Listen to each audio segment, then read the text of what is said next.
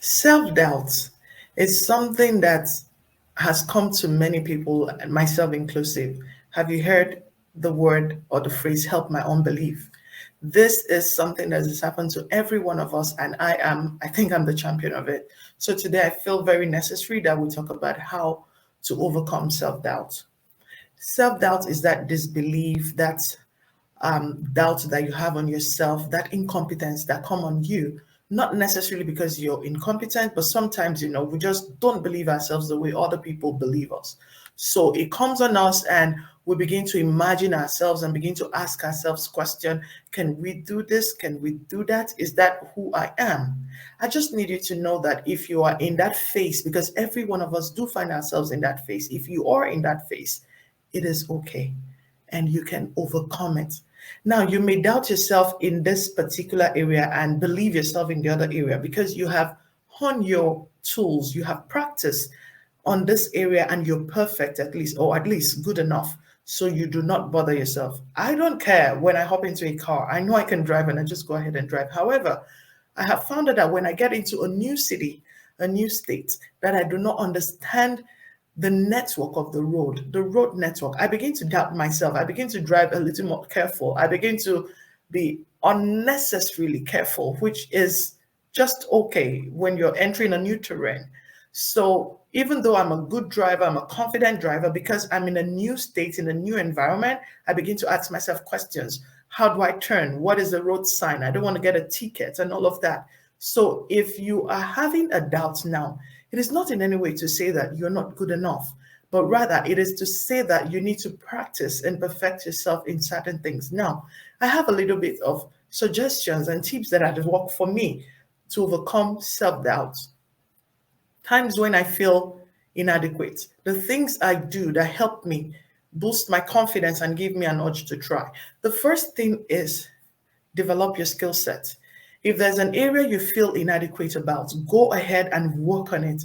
Go ahead and practice to do those things. Learn the things you need to learn so you get better at that area of your life where you're having self doubt. If you have challenge cooking certain dish, it's only commonly to learn how to cook and then do the cooking so that you can be better at it. So please, one thing you need to do to improve yourself and to overcome self-doubt is to do what? Is to practice on your skill set. The next thing you want to do, having learned and developed those skill sets, you want to practice on them. Because if you learn them and you keep them aside, it becomes redundant, it becomes useless. So skill sets that have been acquired, we need to put them in practice, we need to keep trying at them, and then you find out that you're getting better. You don't get better by sitting down, you don't get better by not doing it, you get better by practicing, and as you practice one day at a time, you become a good person at that thing. I wasn't born a good driver. I wasn't good at driving the moment I started, but as I kept at it, I became very good, and then the very good became very confident, and I can hop into any car and just drive. Even at that, you don't just hop into any car and drive. I find out that when I get into a new car, I want to understand the system, the functionalities of the car. So you want to equally ensure that you join a community of people in the area where you feel inadequate can help you. If you want to be a better cook, for instance, it makes sense to look for community of cooks. So you join them and you guys share cook recipes, and then you meet together and try some things. As you do that and you rub minds, you become better and better. So you want to develop your skill set, you want to practice at it, you want to join a community. Now, it might not be cooking and all that, it might be something more mental. Whichever one it is, it's the same principle of learning, practicing, and joining a community. If you want to be a speaker, someone who has eloquence in talking, you probably want to join a community of talkers, people who are professional at talking, so that you do what? You build your skill set and you have opportunity to practice. Another thing that has worked for me is meditation. I find out that when I get into my person, when I find a serene place, I get into my person. And a serene place does not mean you have to leave your home if you don't have that benefit. A serene place can be your bedroom, your home, and sometimes it means actually stepping out of the house, go for some walk. It could be a long walk, it could be a short one, just being by yourself. And it could be sitting down somewhere and just be by yourself. So when I find time to go into my space, my inner space. I find that I become very tranquil, very peaceful on the inside, and it relaxes me. I begin to assess my strength and my weakness. And most times that's the point where I bring this challenge that has held me down, this self-doubt, I bring it forward and I begin to look at it critically. Is it truly that I can't do this? And if it is that I can't do it, why can't I do it? What do I need to work on to get to where I need to get to? At that point of meditation, I'm able to draw my lines. I'm able to determine the things that I need to do and the things that I do not need to do.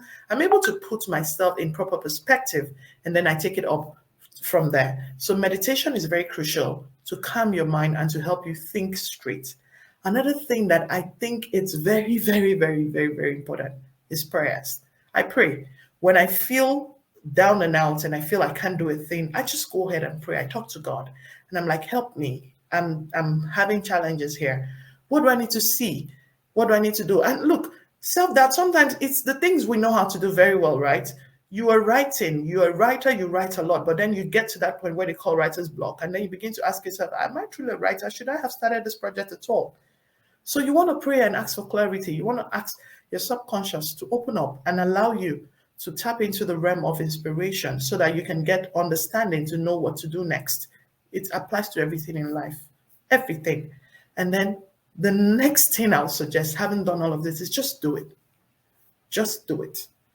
Do it regardless. Just do it. I like the Nike. Just do it. Just do it. Believe yourself to do it. Two things. You do it excellently well, or you have some limitations. You have some roadblocks. When you have those roadblocks, you will learn. Or you meet someone who will help you. That is one thing I found that again. When you're at the process of doing things, helps come your way. You get to that point where you're held back, you don't know what next to do. Somebody brings an idea. You could be watching television. It has happened to me. I've watched programs and I've found solutions to the things that were holding me down on a project. I just find it there. I'm like, how did this come about? Yes, I was busy working, but the universe had to send me to a recording, a program that had that word, that idea, that thing I needed to know. And it just brought me illumination. And then I hop into what I was doing and I continue. So it's either you actually fail at it, you don't do it well, but then you'd have learned.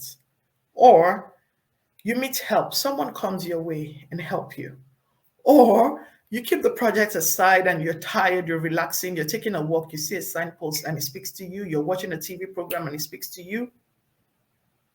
It happens that way, right? Or you actually try, you just do it and you do it well. And then you conquer that limitation, that self, that thing that held you down. The reason you need to do this is because you have people that you equally need to help. If I'm able to conquer my self-doubt through this pattern, I can help somebody else who is going through the same process of doubt and say, why don't you try this and try that? And then it becomes a spiral. We begin to help ourselves and we'll become a better community, helping one another. So I want you to know that self-doubt is not new to you. We all doubt ourselves. Sometimes before I do my recording, I've been doing this for years, but sometimes I doubt myself. Sometimes I tell myself, I probably don't do it well. But you just have to do it and learn. Whether or not you do it well, do it. Because again, it is better to be imperfect at something than to be perfect at nothing. So I'd rather be imperfect at trying than be perfect at sitting down doing nothing. That will not be the kind of person you want to be. So as you listen to this recording, I want you to gather strength on the inside. Listen, build your skill set, practice, try, believe in yourself, pray, meditate, and just do it anyways. If you fail, fine, you learn from it. And if you succeed, hooray, we pop the champagne. And if you're in a hiccup, somebody could come and help you out. You've learned and you've moved on. We cannot afford to sit down where we are, beating ourselves in fear and in doubt. We can only get up and try. Get up, go and try, because I know you can make it. Now, this is your girl, Lucy, and it's my privilege to grace your screen with this conversation on how to overcome self-doubt. I want to believe you will work on yourself, overcome your self-doubt so that you can help somebody else overcome their self-doubt, and then we'll all become stronger and better. Until I come your way again, this is Family Unboxed with Lucy, and do stay blessed. Peace.